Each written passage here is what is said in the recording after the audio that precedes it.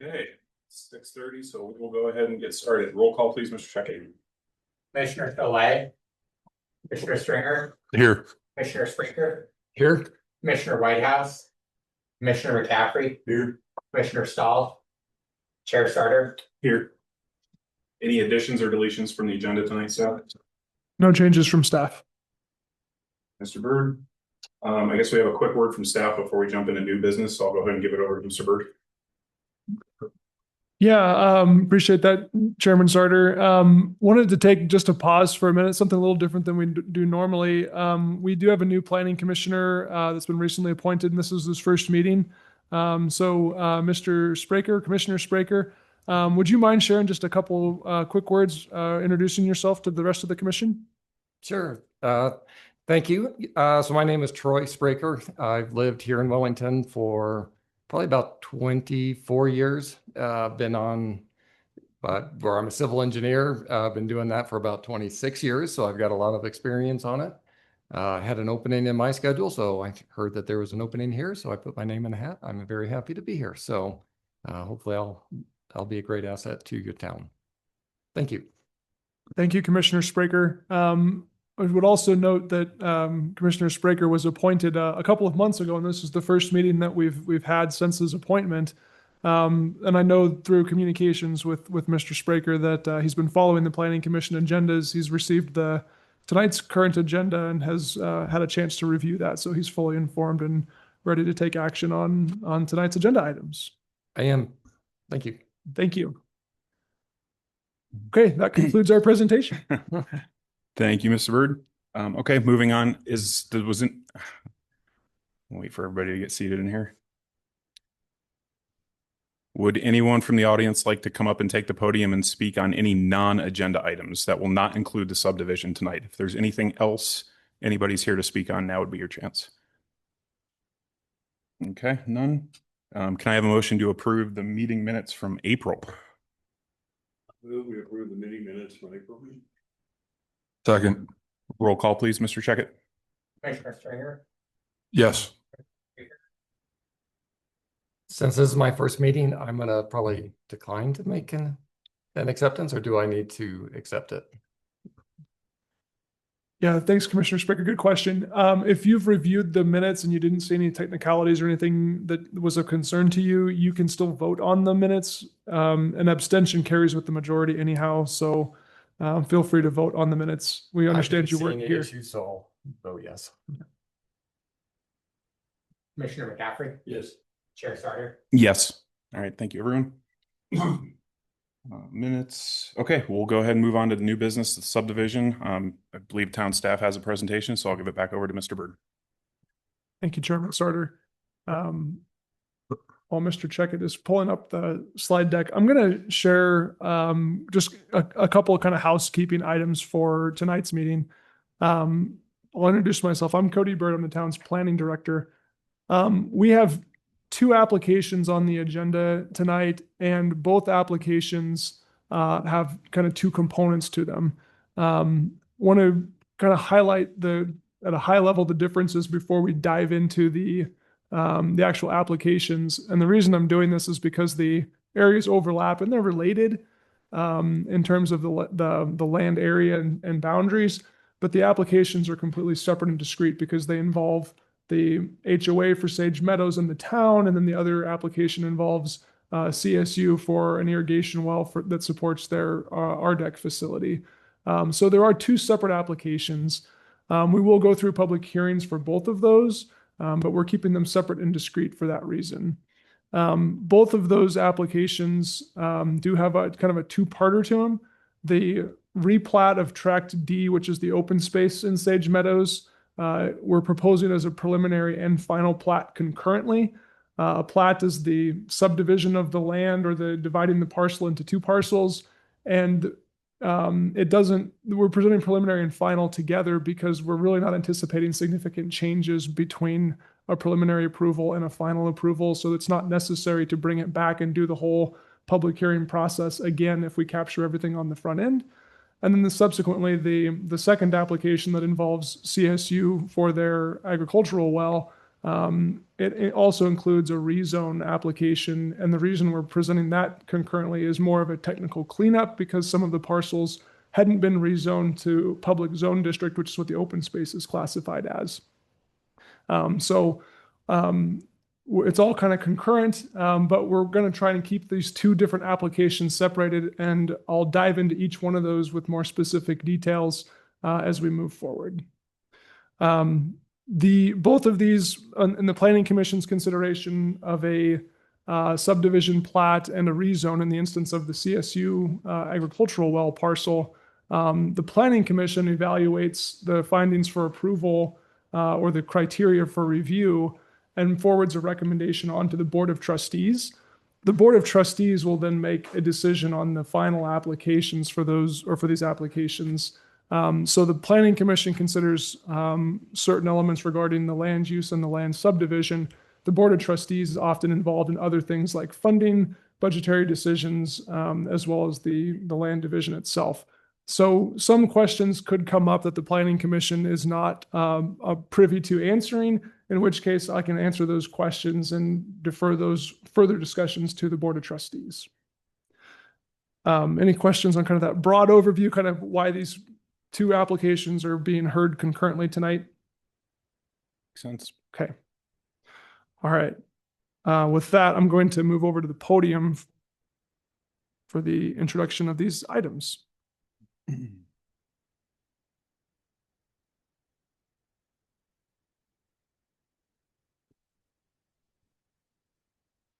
Okay. Well, good evening again. I'm Cody Bird. I'm the town's planning director.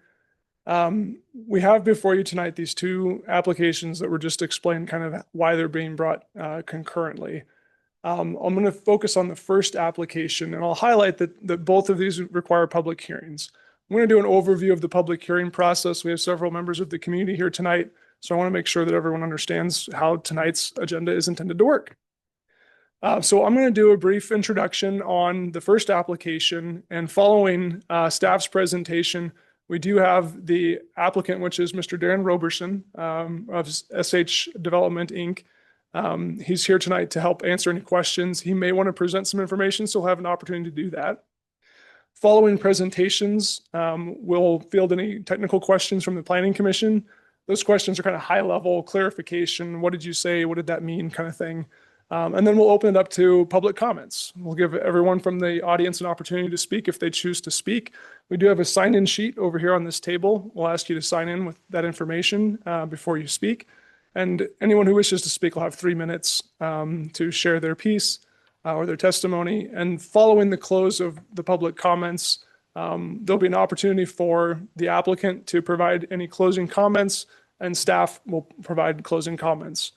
Then we'll give it back to the planning commissioners, and you'll have an opportunity to deliberate the agenda item and then make a recommendation on whether you support approval with conditions, or denial.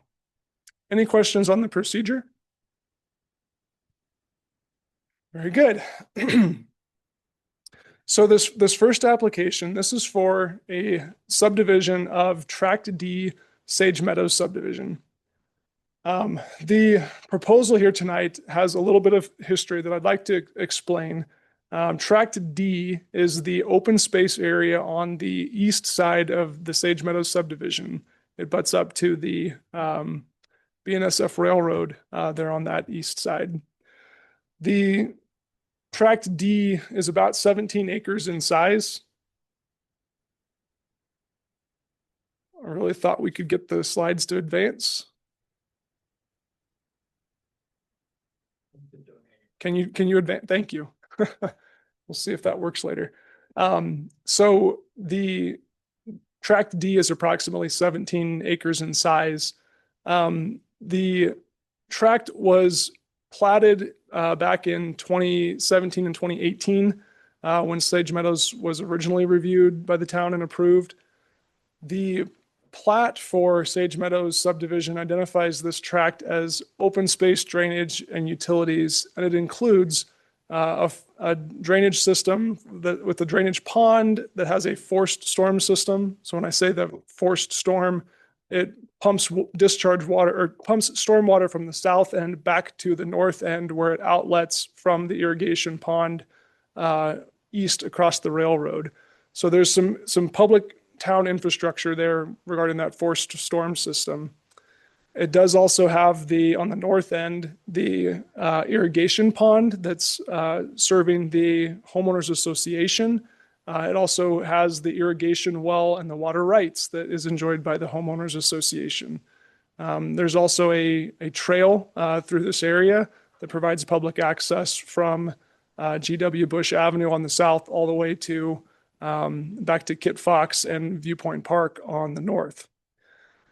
So with this proposal for this subdivision tonight, the tract is proposed to be divided into two parts, an eastern part and a western part. And the purpose of the division is to help separate the ownership and maintenance responsibilities between the town and the HOA. As originally platted, the entire tract was proposed to be dedicated to the town of Wellington.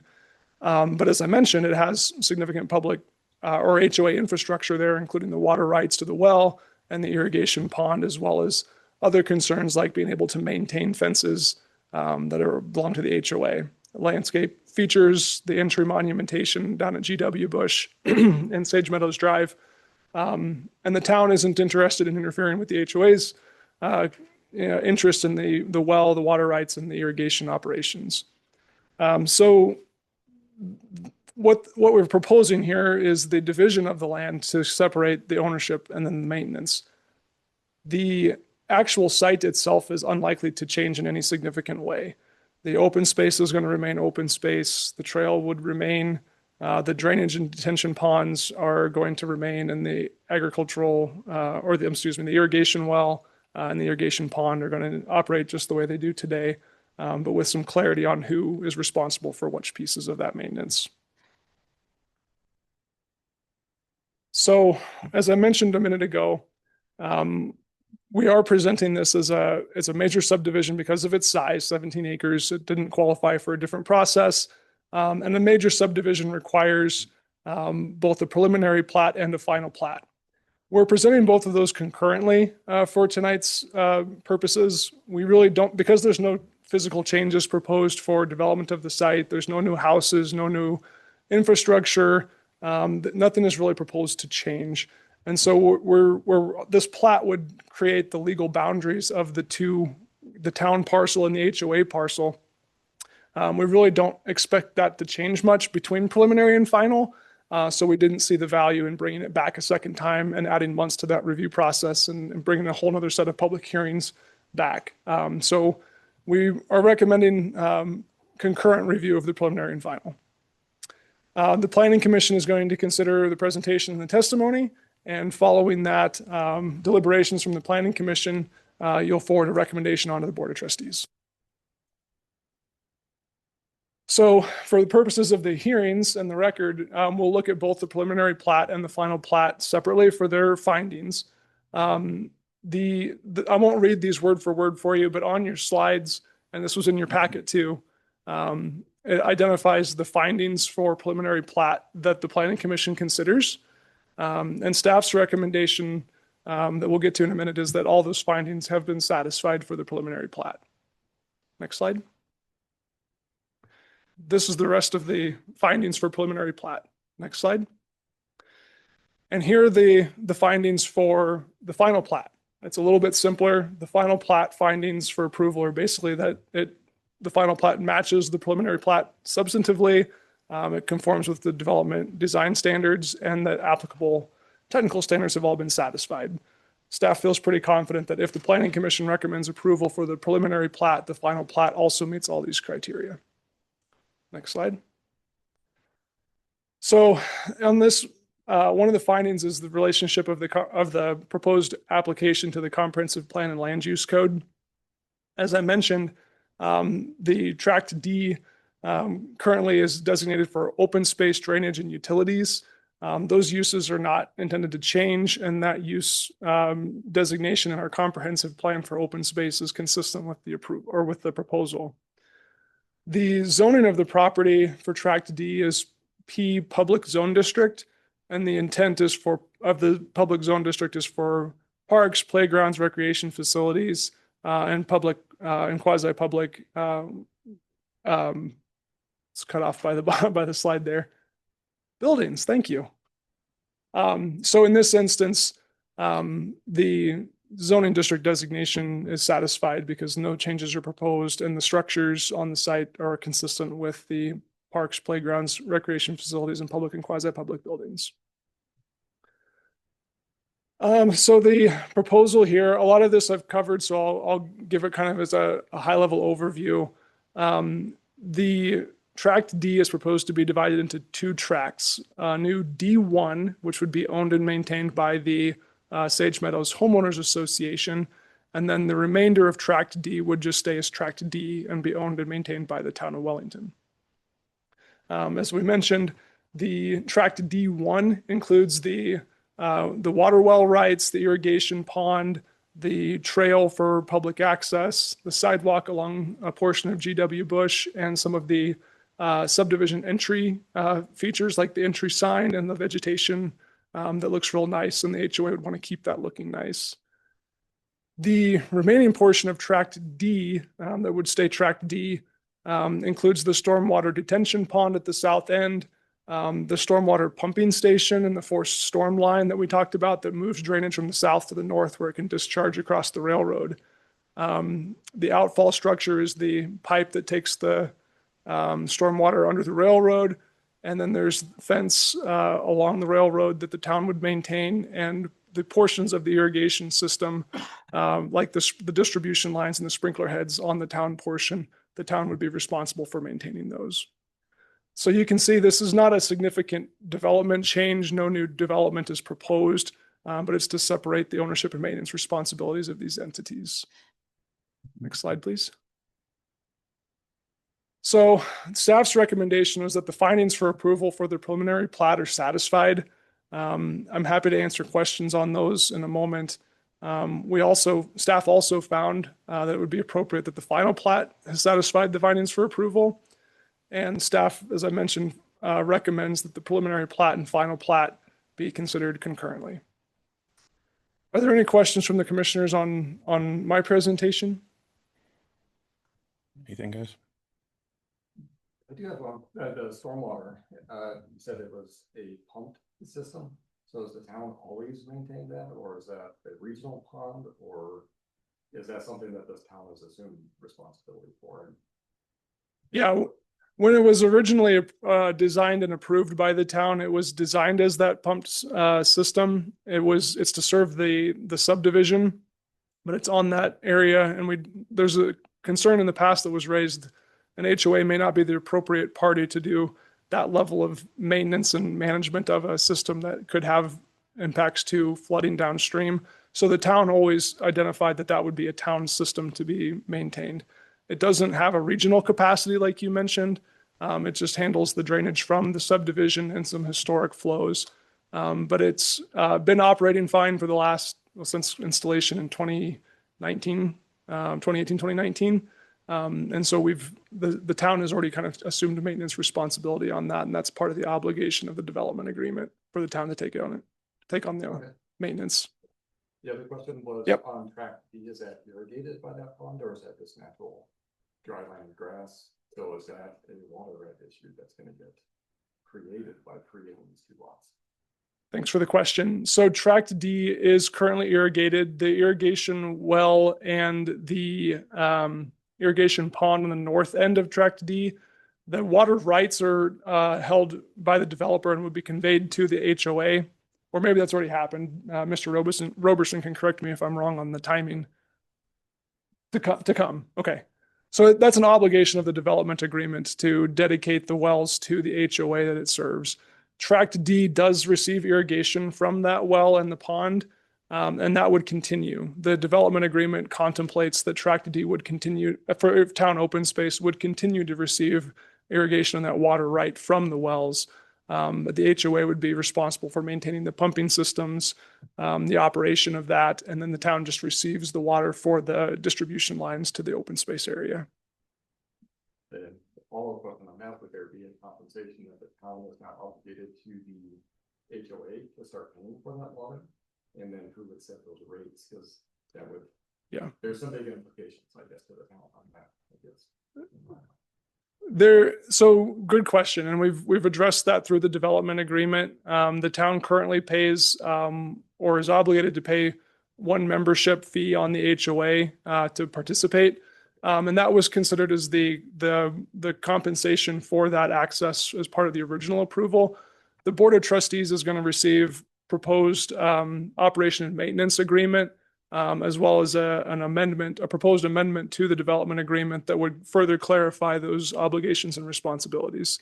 So there is a cost implication there. It's not a large one, but it's one that, as identified in the Board of Trustees, makes decisions on those agreements. Perfect. Yeah, thank you for the questions. Okay.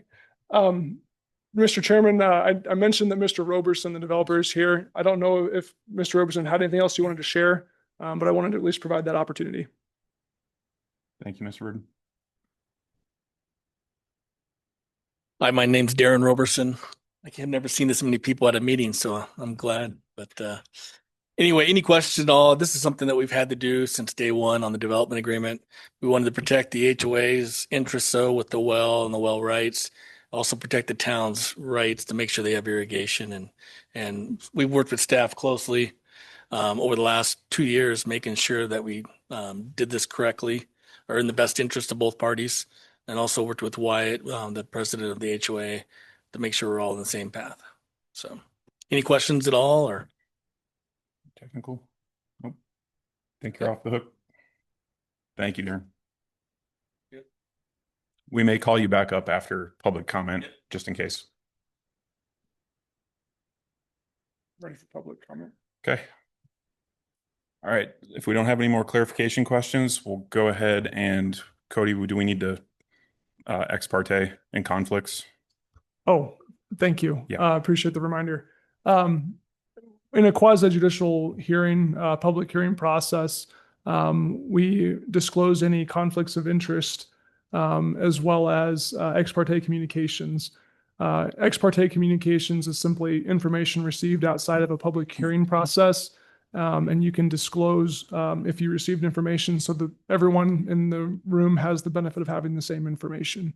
If you have any conflicts of interest, you can disclose that now. And if it's a substantial conflict, then we could ask you to leave the room. Does anyone have any conflicts of interest to disclose? No, sir. Does anyone have any ex parte communications to disclose? Okay. Thank you.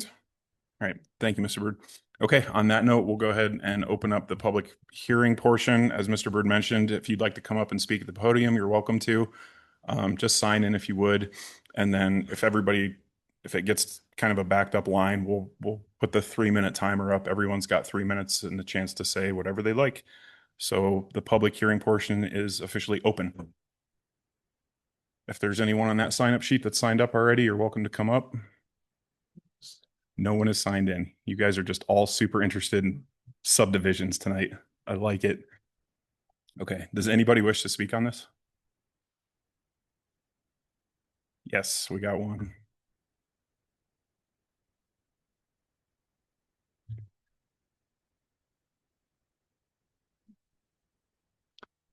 And if you'd like, you can sign in after you speak. Yeah, thank you. Hello, everybody. My name is Melody Long, and I am a resident of Sage Meadows. Lived here almost 2 years. Lived in Severance before. I'm just curious as to how the other subdivisions in the community, how their open space and ditches and maintained areas, how are they funded? Are they funded similarly to what we're recommending tonight or what we've been doing? And that's just a curiosity question. Yeah. Awesome. Thank you. I'm going to leave this up to Mr. Bird if he'd like to address that. And there's a simple answer. If not, Melody, we'll probably just direct you to relay that question back to staff and you can have an offline conversation with the planning staff. Thank you for your comment though. Appreciate it. Cody, do you want to take that one or? I would maybe invite the opportunity if there's any other public comments to do those first. And then if there, I'm certainly happy to answer the question, but maybe once everyone's had a chance to Okay, share. fair. Okay. Anyone else have any comments or anything they'd like to speak on? Sure. My name's Josiah Hoffman. I'm also a resident at Sage Meadows.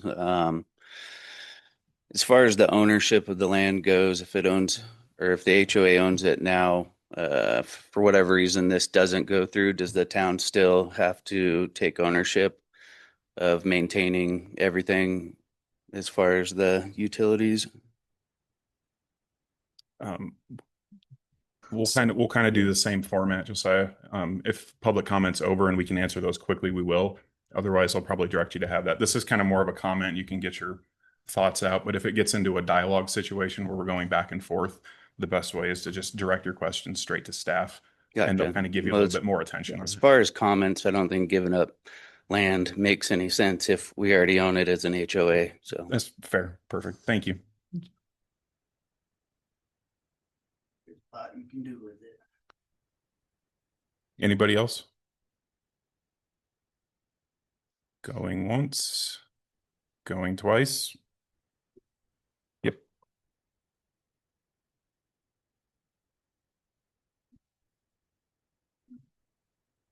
Hi, I'm Carla Biddle, and I'm a homeowner over in Sage Meadows, and I do back up to the detention pond. My question is, are HOA fees currently pay for the landscape maintenance of that entire area? Now, I hear you stating when you're splitting that, the town's going to assume maintenance on their share. What does that look like? Does it include the landscaping? Are they going to take care of their section? Are we as homeowners going to be compensated if we're still paying for that in our current contract with landscapers? What does that big picture look like for us? Okay. Thank you, Carl. Thank you. Good question.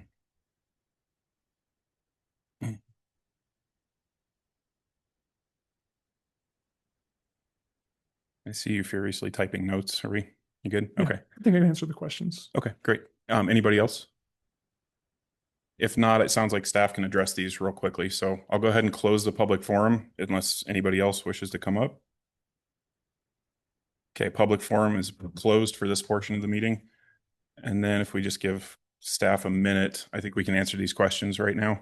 And then from here on out, if you guys have follow-up questions, just go ahead and email and direct them to Cody if it's going to turn into more of a dialogue, and he'll be able to give you some nice attention to it. Thank you, Chairman. There's an opportunity for the applicant to provide any follow-up comments as well. And then staff will follow up with final closing comments. Okay.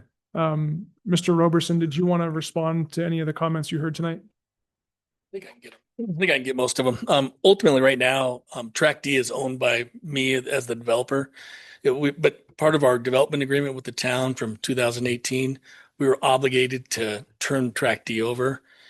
We felt with the interests of the HOA and the wells and that, trying to protect their interests too, along with the trail and making sure that the HOA looks well against the home buyers. So the HOA is going to continue to mow the green space along along the fence line and the sidewalk so that they're maintained well. The town will be obligated, obviously, to maintain their portion. Any broken sprinklers, any of that will be maintained by the town and not be assessed against the HOA. So what else did I miss, Cody? But currently, right now, the land is not owned by the HOA or the town. It's still owned by the developer. Yeah, I think you covered the main topics, and I can speak Yeah. from the town's side of things. Yeah, and we're working on an agreement with the HOA on the use agreement that we'll bring forward to the trustees. Thank you, Darren. I was going to throw that out as a reminder. If with the specifics as far as the finances and the responsibility goes, you all are welcome to go to the Board of Trustees meeting where this comes back up for final plat approval. They'll get more into depth on some of those development agreement specifics.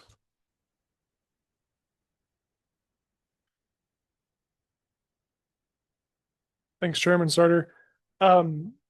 I think Mr. Roberson did a nice job of being succinct on the expectations. It is a development obligation to turn the land over to the HOA, and it was a development agreement obligation to separate the uses or the ownership and maintenance between the town and the HOA.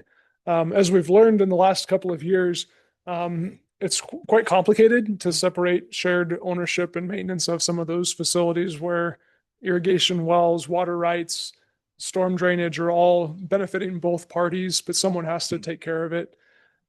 So as Mr. Roberson mentioned, we are working through an amendment to the development agreement and an operation and maintenance agreement between the town and the HOA. I've been in contact with the HOA president, Wyatt Knutson, regarding that. He's representing the HOA for that effort. They've been good conversations. We did identify that there's some challenges between maybe HOA maintenance expectations for frequency of mowing. How does that look? Maybe more manicured approach than what the town might look at for what is open space management.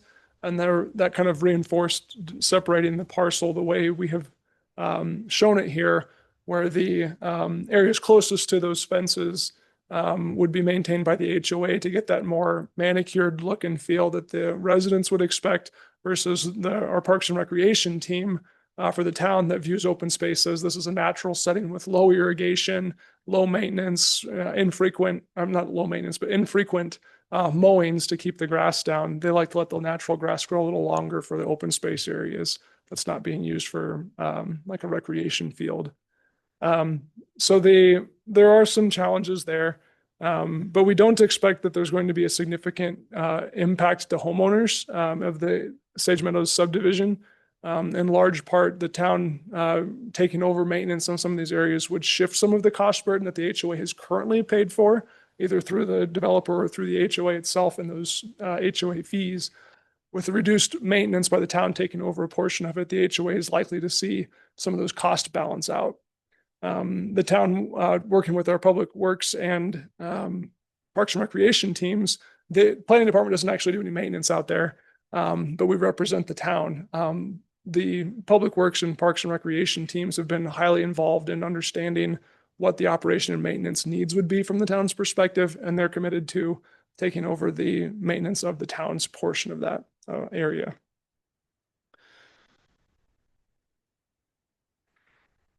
I'm not sure if that got to the big picture HOA questions, but if, as Commissioner Sartor or Chairman Sartor had mentioned, if there's more detailed questions, staff is happy to help answer those for residents in the HOA to understand what the expected impacts would be. I think that was my closing comments. Okay. If there's any questions on procedure or technical questions, I'm happy to help answer. No, public hearing portion's closed. You guys addressed questions. I appreciate it. Thank you. At this point, I think we're ready for a motion. So anybody have? Yep. Deliberations and findings. You need deliberations and findings. Are there any questions or anything else we need to address before we're ready for a motion? No. Just as a Sure. comment wise, I mean, yeah, Cody did a great job kind of describing some of the history of it. Seems very in line to what I'm used to, so I really don't have much other things to discuss. So. Okay. Yep. This is the last little bit. We'll kind of sort through everything, make sure everybody's comfortable with it, and then we'll call for a motion to approve. Do I have a motion to approve? Sure. Thank you, Mr. McCaffrey. I move we approve the preliminary plat and final plat for Tract D Sage Meadows subdivision based on the findings for approval in the staff report, subject to acceptance of revised drawings, addressed all planning and engineering comments and board recommendation and approval to the board of trustees. Second. Beautiful. All right. Roll call, please, Mr. Sheckett. Commissioner Stringer, Yes. Spraker, Yes. Commissioner McCaffrey, Yes. Chair Sartor. Yes. Great. Thank you, everyone. Okay, a little bit more of the same. We'll move on to item number 2, Tract D. Mr. Bird.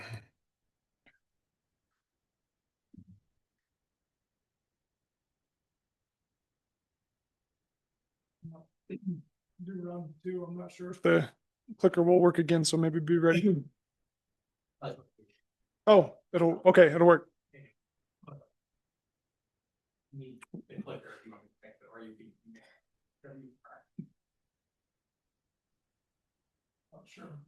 I'm sure you'll help me out. Okay, as I mentioned on the kind of intro, the second application is in the same vicinity. It's still part of Tract D. We have a wonderful Northern Colorado community partner with CSU. The CSU RDEC facility uses quite a bit of water, and one of their agricultural wells that supports that operation is located at the southeast portion of this same tract that we just looked at. It's on a separate parcel that's owned by CSU.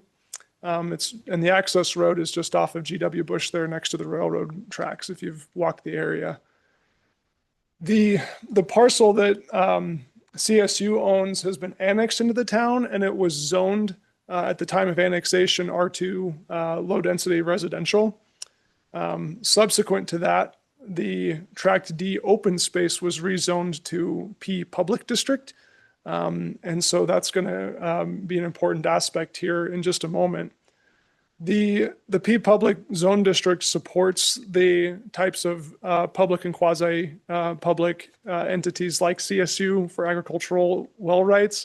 So the zoning isn't going to negatively affect the use of the agricultural well for CSU.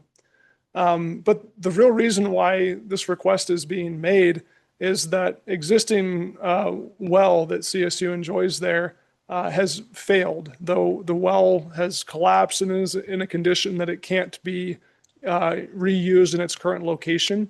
CSU has identified, or through their engineering team and consultants, has identified that the well needs to be re-drilled in order for it to for CSU to continue to exercise its rights to the groundwater.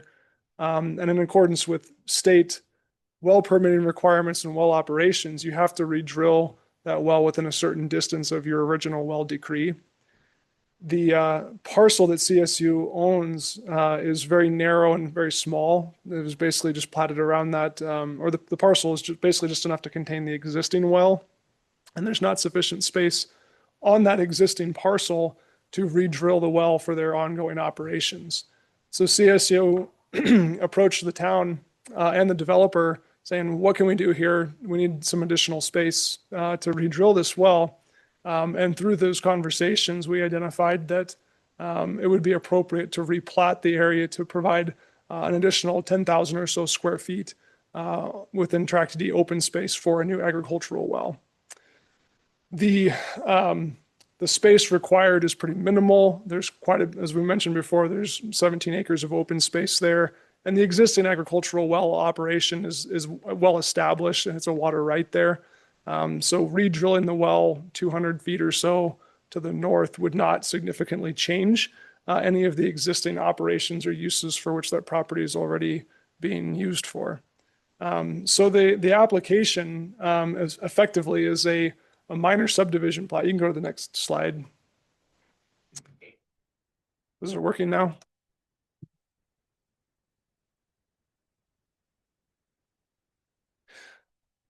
So the application tonight is effectively looking at the remaining portion of Tract D that would be owned and maintained by the town, which is I know it's hard to read on the scale, but it's the darker line on the image here on the screen. Thank you, whoever's using the cursor. I know the pointer doesn't show up on the monitor.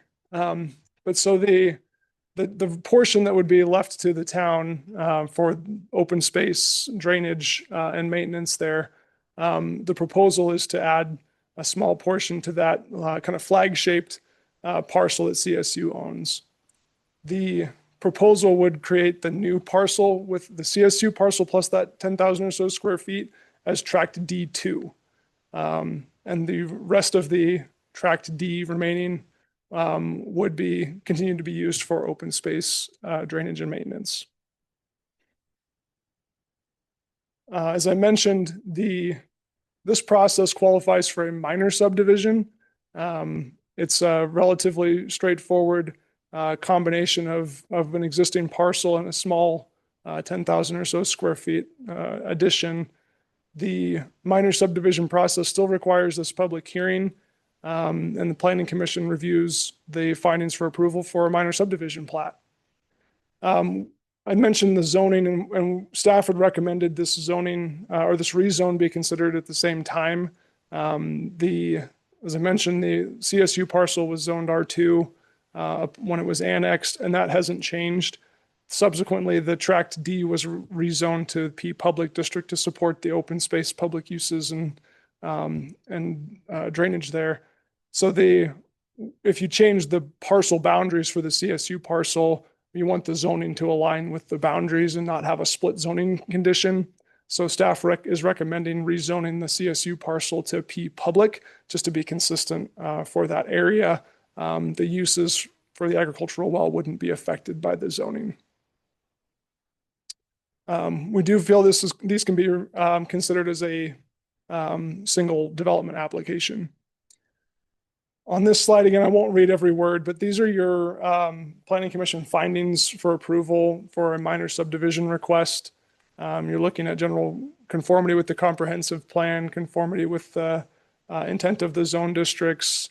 A minor subdivision can't create any increased or new nonconformities, and that's not the case here. All of the dimensional standards for height, size, dimensions are satisfied per the code. It can't create negative impacts for existing and planned public facilities. Large argument could be that this is the planned public facility and utility infrastructure is not impacted by these changes. So staff is recommending that the findings for approval for a minor subdivision are satisfied. We're also presenting the rezone, and these are the findings for approval for a rezone. Many of the findings are similar. Consistency with comprehensive plan goals, consistency with intent of the zoning districts. As we mentioned, the agricultural well could be in the R2 or the public zone district, so it's really not affecting the existing uses, and it wouldn't create any new development opportunities or unreasonable expectations for surrounding neighbors. It's still going to remain an agricultural well, so there's really no impact from the proposed rezone from that standpoint. For public facilities, the existing open space drainage won't be impacted negatively. Railroad access, public street access, no changes are expected there. So it's really a pretty straightforward technical cleanup as opposed to a substantive development proposal. I just discussed this, and you can see on that graphic a little bit better the little sliver that is the CSU parcel on the east there that is currently white, and we would propose to change that to green to match the public zone district. And I've covered this. The subdivision plat would make the CSU parcel plus that little addition new Tract D2, which would be owned and maintained by CSU. And then the remainder of Tract D would continue to operate as it does today and would be owned and maintained by the town. Staff does recommend that the findings for approval for the minor subdivision and the rezone are satisfied. Staff's detailed analysis is included in your staff report. And if the planning commission chooses to, you could recommend those findings for approval or make your own findings. We do support concurrent consideration for these, both the subdivision and the rezone, and staff's recommending approval. I know that there's a couple representatives from CSU here this evening. If they wanted to come up and share any additional information, if they choose to, otherwise I can answer any questions regarding the staff presentation. Okay. Anybody have anything for Mr. Bird while he's up here? Cool. Do you have a question? Sorry. No, go ahead. So you did say that it was annexed, the land is annexed and all that. And so I did look on the Larimer County assessor. It does look like, and this might be a cleanup item, and this may all clean all this up, but it looks like that land and that little sliver is still a part of the northern Burlington part. So they don't have it separated. So that would be just one thing that I would want to make sure that everything is clarified and confirmed. Yeah, that it is a legal split for this property. Yeah, and Commissioner Spraker, when you mentioned the county's GIS layer, the appraiser's website that shows parcel layer information, what you identified is what threw our staff for a loop for a while. We actually the town didn't have great records back from 2015, 2016, when some of those processes were going through the town's approvals.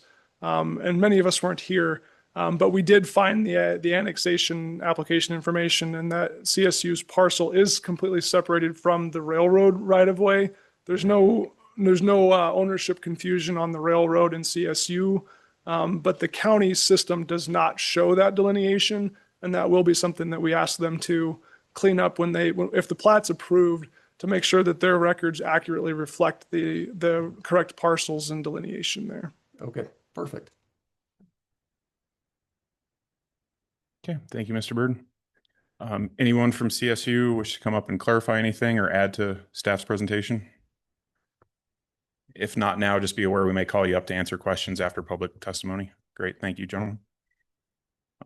I'll let you, before you need to remind me, I'll ask on a public hearing. Do it again. We disclose conflicts of interest, if any, and ex parte communications, if any.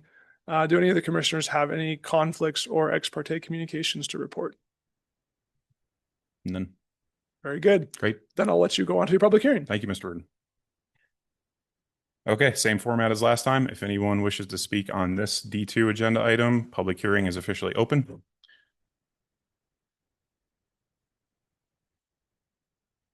Comments on D2?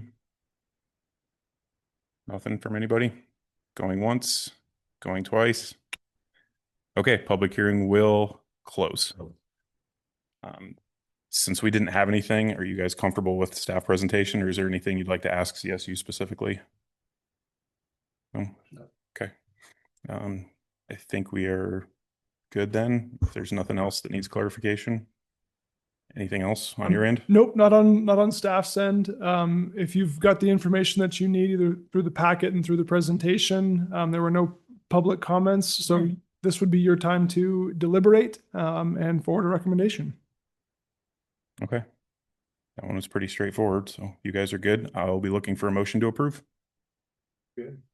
I move we approve the minor subdivision of Tract D, Sage Meadows subdivision, and the rezone to P, public district, based on the findings for approval in the staff report, subject to acceptance of revised plat drawings addressing all planning and engineering comments, and forward the recommendation of approval to the Board of Trustees.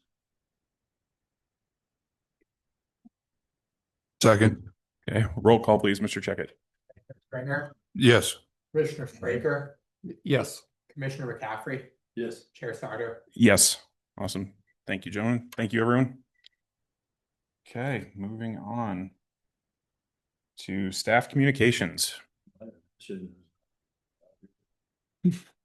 Yeah, it doesn't happen that often. Helpful, yeah. As far as staff communications go, we did include the quarterly residential building permit activity and lot inventory report in your packet. I'm happy to answer any questions regarding that report. Otherwise, you can just hang on to that for reference. Yeah. Other communications, our next meeting is scheduled for August. We don't currently have anything that's looking like it would be ready for action in August, but we have a number of planning topics that may be presented for a work session. Would the Planning Commission be amenable to receiving some updates and work session topics for the August meeting? I think we should just stay on top of things. It's as good a chance as any if there's no agenda items. Take care of some house cleaning things. Yeah, there's some housekeeping, but there's also quite a few topics that the planning department is working on, including legislative updates to meet Senate Bill 24-174. We have elements to our comprehensive plan that are required by the state to update to meet that compliance requirement. We have several grants that we've received regarding housing affordability, and we're looking at some additional review and land use code updates to reflect those. We've got FEMA has updated floodplains in Larimer County, and we'll have to update our land use code section regarding floodplain district to comply with that new mapping. So we have quite a few things that are in the works, and I think it would be maybe good to have some work sessions on those to to get in front of those topics as their information is coming to the planning commission. That meeting will be August 3rd, right? It would be August 3rd. Yes. Okay. Yes, sir. That sounds less desirable than a planning commission meeting. But I'm pretty sure you wouldn't be here. Thank you for the heads up. Okay, and I don't have any other communications. Obviously, if anything changes regarding public hearings, we'll notify you. So you can kind of plan accordingly for schedules. He's the coordinator. You want that? I mentioned it. Mhm. Yep. Yeah, that's right. Yep. Nope, you're good. That was my closing mark. Does anybody have any questions on that quarterly building report? You're seeing it for the first time, but we get this once a quarter, so we're kind of up to speed on it. Yeah, please. Briefly look at it. Okay. Fair enough. Cool. Anybody? Anything else? All right, we are adjourned. Thank you for coming, everybody. Appreciate it.